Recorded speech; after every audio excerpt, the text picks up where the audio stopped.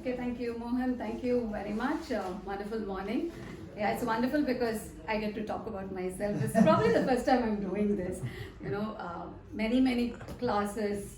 I have stood in front of many hundred students. I've given lectures. But talking about myself and Sindel call, in fact, we had not planned to even come today. Next week is quite busy. And said, you would like to talk, Preetha, would you want to talk about yourself? Yes, I'm coming. So this is one strategy. Yeah. Ravin, actually I contacted Ravin. He told me you're going out of town, and then I contacted her next. Plan changed immediately.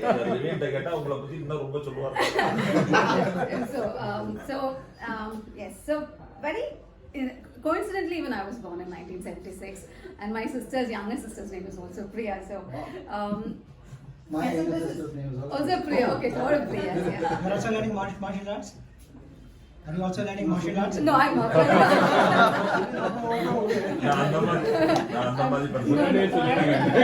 calm person. Okay, so this is what my presentation is all about. These are the areas that I would be covering today. Let's definitely start off with my childhood. I was born in a Catholic family as the elder of two daughters. I did my schooling in this, born in Kerala. I was raised in this place called KGF. You might be knowing KGF. KGF as a Polar movie. Gold Fields. That is a place. It's an actual place. Cinema KGF 1 and 2. It's a very famous movie. But then this is a mining town. It's a very quaint, sleepy town. That's because Britishers found gold deposits 100 years back. Growing up in a place like KGF was fantastic. That's because it had this vast tracts of empty lands with hillocks and massive eucalyptus groves. So we could just kind of roam around, something like what you read in Hardy Boys and Famous Five.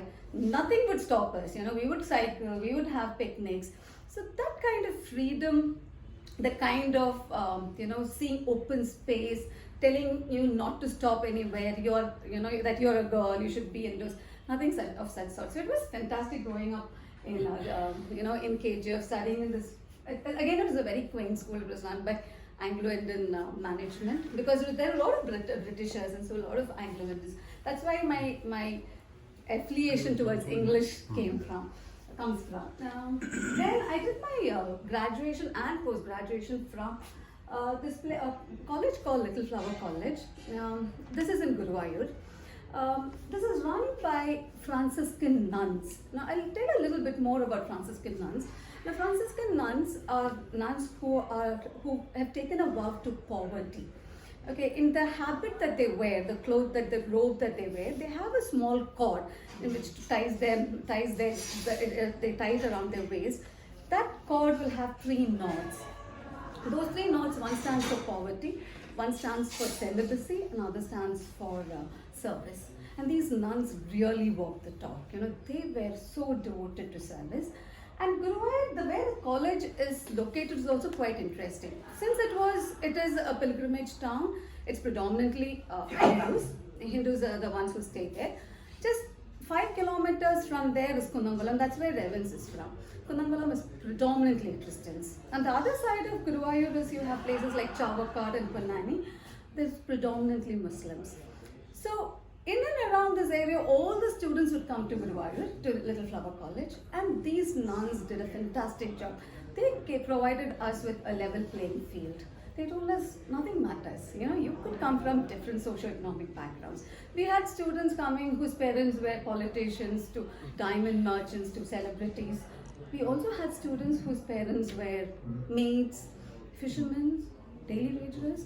So it was a fantastic place to grow. Thinking about, probably that word diversity and inclusivity was not big then. It was not a mantra, but they actually taught us what inclusivity was. They told us only way for your escape, only window of opportunity is education. And I'm so glad we all took that to our heart, and everybody who kind of passed out the corridors of Little Flower College has benefited of it. So after my postgrad, I did my B.Ed. It was 1 year back then.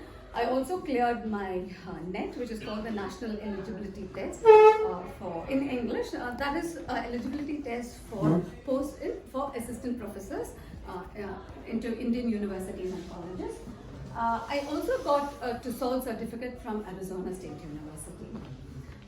One thing, very, very valuable thing that I learned in my childhood is my parents told me, don't worry what you are.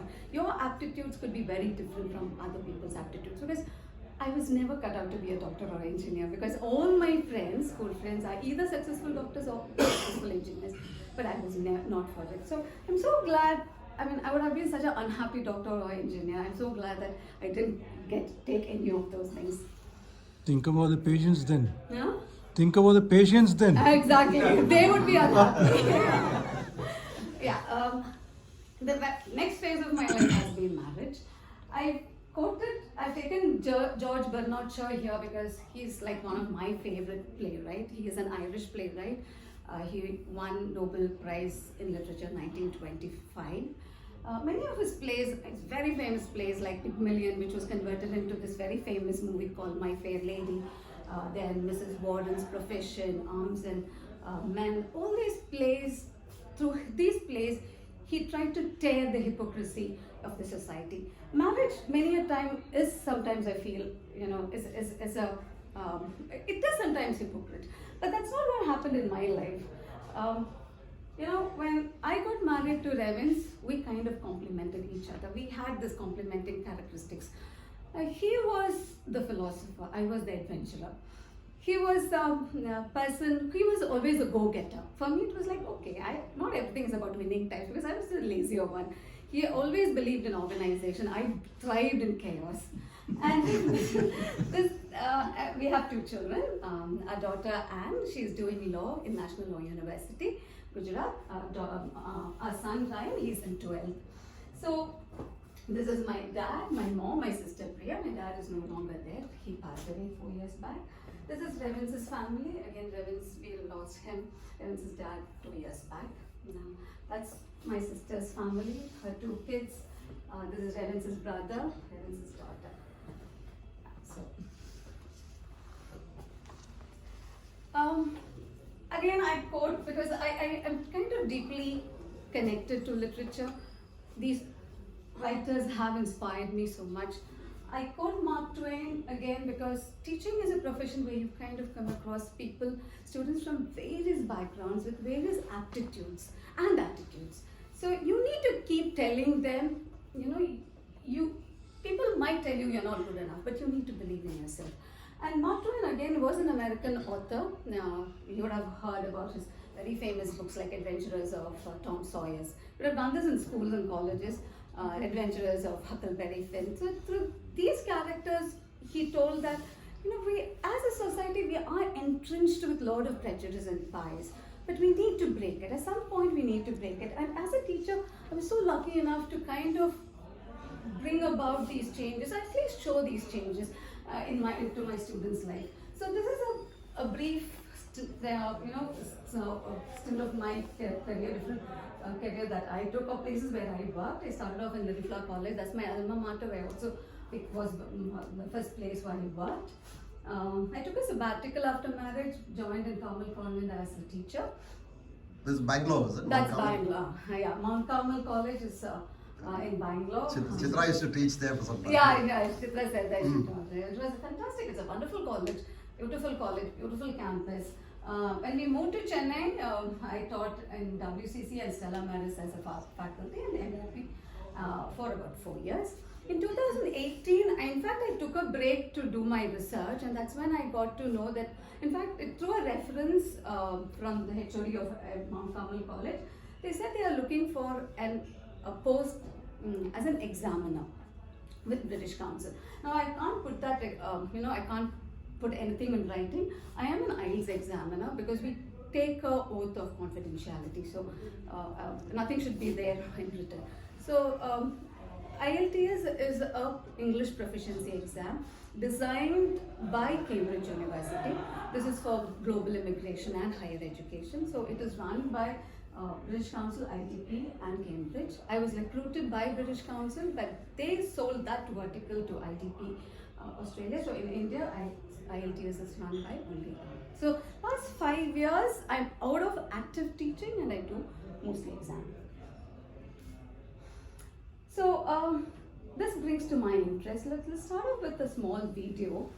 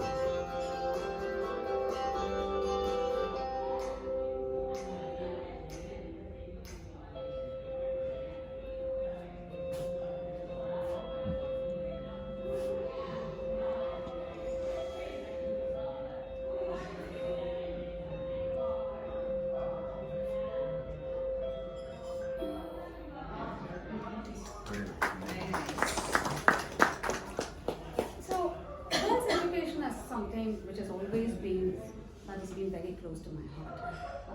This has been my career and this is also my interest. My 3 E's is what I consider something which is very close to me.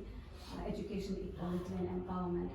I've seen education and it's a transformative quality, in a at a first-hand level. Most schools and colleges, you also have students coming from very privileged background. Like you get a chance to teach extremely celebrity kids like A.R. Rahman's daughter and actors, kids. Many kids kind of go out to become very famous, actors and politicians, bureaucrats. It's all fantastic. But you also see, education is the only way in which you can transcend disabilities. Few years back, I got a call from a student, and we had just moved to Chennai, and then she called saying that she was one of my students. I kind of forgot her name. So this was a girl who was 95% blind. Okay, so she had a scribe, and she called me to ask me for a reference to apply for Rhodes Scholarship. Okay, so unless you have education, you can't even think of dreaming there, you can't even think of going there. I don't know what happened to her because I didn't hear from her back. But then I think that is what education does. It can transcend your disabilities, it can transcend most boundaries. Once, I think in MOP, Vaishnav College, I was also part of this entrepreneurship cell. My job was to train students for interviews because we had this day zero. The biggest problem with most students are their language skills. They somehow don't have the skill to kind of impress the panel, and most panelists come with this very, very clear mindset they need to communicate. There was this one particular girl I remember so clearly. She was so pathetic. Her language skill was absolutely zero. She just couldn't string 2 words together. And she came back saying that I got an offer from Infosys. And I was like really, really happy. And these are first generation college goers. And it was such a warm thing when my mom took the offer letter, she was counting the number of zeros in my salary, and I thought that was such a beautiful thing. And that's what education does. And for girls especially, this means they just don't change their lives, they change their family's lives. There's somebody to look up to, and I'm sure the entire family would look up to her. So education is something which is very closely connected to me. I have all throughout my life. That's what we also give to our daughter and our son. We know the value of education. Equality, because see, when you're part of one half of a population where we, on a regular basis, we face gender stereotypes. All you have to do is just go to the road and drive. Chennai is a very, very safe place for women. But you see a woman driving a car, immediately a woman drive pandra. The immediate thing is women cannot drive. And whenever they say women can't drive, I'll say, excuse me, I'm a good driver. Say, yeah, that's 1 in a million, so don't worry. So we do have these stereotypes. We all need to question ourselves how much of prejudice we are. You and me, we all have our prejudices. It's mostly our mindset. We need to kind of change those attitudes. The question is, when you very logically you look at it, how is that one race is better than other race? How is one gender better than the other gender? How is one profession better than other profession? somewhere you need to keep questioning it. And I try to do this in my classrooms. My classrooms are the most noisiest classrooms. It is never quiet. It is always, we kind of get into fights, teachers fighting, students fighting. But that's how I feel it, because classrooms are places where you kind of stonewall, you kind of, exchange ideas. So, especially women's right, in fact, everybody should be equal, but being a woman, I know what it is to be a part of being, to be exploited. You see so many girls exploited, so there's something which I'm very passionate about. Empowerment, this again, in 1975, Bob Marley said, "No women, no cry." And it's so sad. And he said, that is in fact a very beautiful reggae, which ends by saying everything is going to be all right. So sadly, nothing is all right. We still mark March 8th as Women's Day. I feel that it's nothing to celebrate. It's not all right. Things are still not all right with women. There is so much of violence, so much of abuse, so much of exploitation, so much of discrimination. So we need to think about empowerment.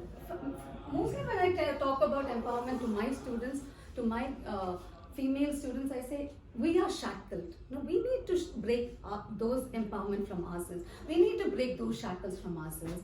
And these 5 things, women's self-worth is extremely important. In fact, I did a project in MOP Vaishnav College where I feel when it comes to empowerment, you need to have the courage to stand up and voice your opinion. If you cannot do that, you're not empowered. So as a project, I did something in this business English classes. So the project was, students will have to come and talk about themselves. It took, it was definitely not an easy one to ask students to come and talk, because they have not done that. They just don't come, they're so reluctant. But finally I had to tell them, see, this is a chance that you get to voice yourself, and never miss that opportunity. So, empowerment at all levels. So this brings how my values align with the ethos of Rotary Club. Rotary mostly focuses on these areas. Definitely education is one area which can reduce gender equality. If you look at most of this is something which I took from Rotary's website. Supporting education is something Rotary has always believed as one of its trust areas, and this is exactly why I feel being part of Rotary is such a big thing. Though first Rewins said that we have to become a Rotary member, I was a little apprehensive about it, but today I'm glad that I'm part of it. Diversity, we need to have a diverse culture. The diversity is very important. We cannot create more echo chambers. We see that, everybody is trying to say that birds of same feather flock together. I strongly feel we need to have some bird with different feather in our group. That's what makes the group beautiful. That's what makes the world beautiful. So why are we talking about supreme thing and saying that we need to only if they do things that align with our ideas. Yeah, so Elizabeth, Rotary International Director, spoke about empowerment. The ability to make choice and to also stand for oneself is an extremely powerful thing. And that is something which I believe has given me the power. Today, if I'm standing here, is because I got this education, I got the right opportunity, and I have a voice to speak. I'm sure millions of other women would also want an opportunity like this. Someday, my vision would be where every girl has an ability and the power to stand up here and talk like that. I think that's the end of me. Thank you. Thank you. Such wonderful messages. Thank you very much. Thank you.